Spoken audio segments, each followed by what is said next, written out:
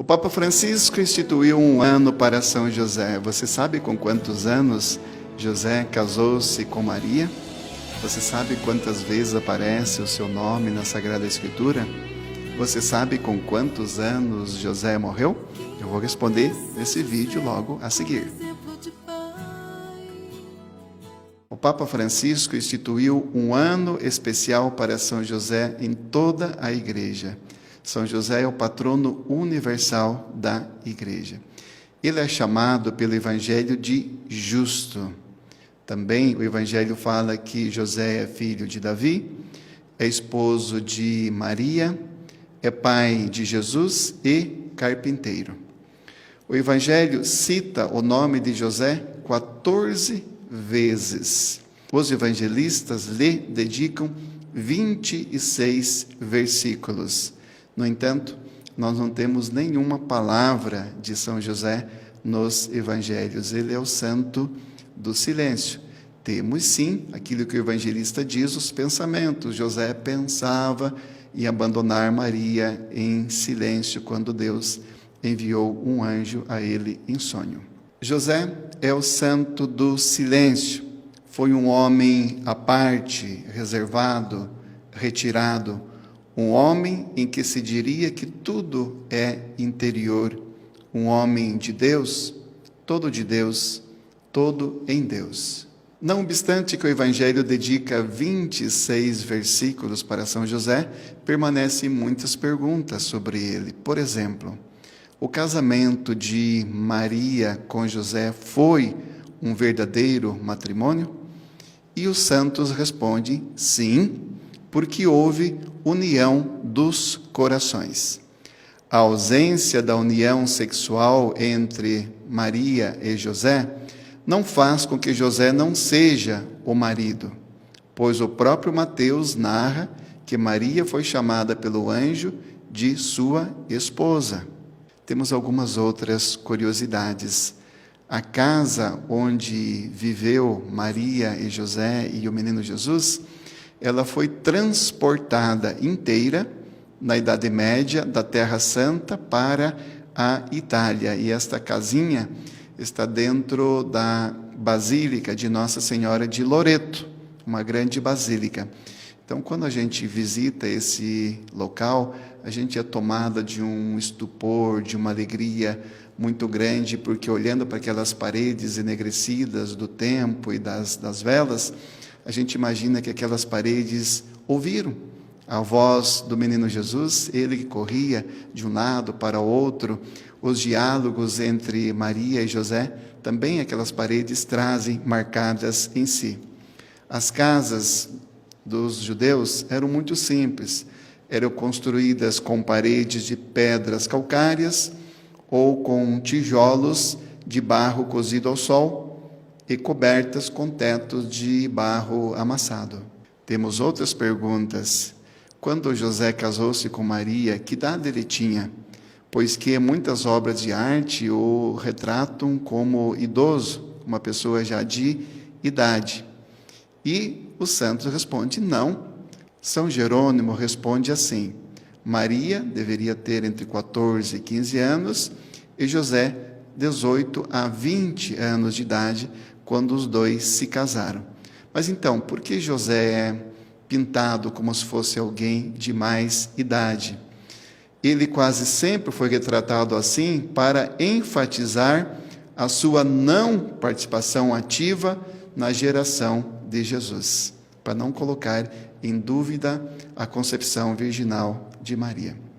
Mateus, evangelista, não diz que José gerou Jesus, mas que Jacó gerou José, o esposo de Maria, da qual nasceu Jesus. Nesta afirmação, o evangelista deixa claro a concepção virginal de Maria, explicitando que José não é o seu pai natural. Observe que Lucas, naquele episódio em que Maria e José perdem Jesus e o reencontro no templo, coloca José como pai de Jesus. Maria pergunta para Jesus: teu pai e eu te procurávamos aflitos. Maria, então, está mostrando a paternidade que José assumiu para com Jesus. De fato, José foi um verdadeiro pai para Jesus. Ele ensinou a lei de Deus, a ele competia alimentar Jesus, vesti-lo, instruí-lo e ensinar-lhe um ofício. Também a responsabilidade que recaía sobre os ombros deste homem. Imagine por ocasião do nascimento de Jesus, mas imagine só por ocasião da fuga para o Egito. O que significou aquela viagem? Uma viagem penosa e arriscada. Se tratava de mais ou menos 400 quilômetros, dias e dias de caminhada.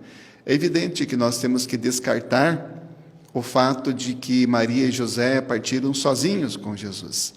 Provavelmente eles entraram junto de alguma caravana, porque a travessia do deserto não era simples. Além do cansaço da caminhada, havia escassez de água, havia muitos perigos e não era possível, então, encarar em dois uma viagem tão difícil. Onde se alojaram quando chegaram lá no Egito? A maior possibilidade é de que foram acolhidos pelos judeus que viviam na diáspora e que também estavam presentes no Egito. Então, se supõe, os estudiosos dizem isso, que eles foram acolhidos em algum bairro de hebreus, situados numa cidade próximo da fronteira. Ali encontraram auxílio, encontraram conforto e tudo aquilo que precisavam junto de seus compatriotas. De retorno a Nazaré, José retomou os seus trabalhos na carpintaria. Como era costume no tempo, os pobres precisavam trabalhar. E evidentemente que José teve que trabalhar nas privações, pagando os impostos onerosos para o Império Romano. O dia a dia da família, da Sagrada Família de Nazaré, era comum a todas as pessoas que viviam naquela região. Em geral, os hebreus se alimentavam 2 vezes ao dia. O trabalho começava logo cedo e era interrompido lá pelas 9 da manhã para um primeiro momento de oração, que José deve ter feito também com muito ardor e com muito amor. Ali mesmo, num cantinho da sua carpintaria, José elevava os braços para o alto e rezava aquela oração que todo judeu fazia. Ouve, ó Israel, o Senhor é teu Deus, amarás, Senhor teu Deus, todo o teu coração, toda a tua alma, todo o teu entendimento.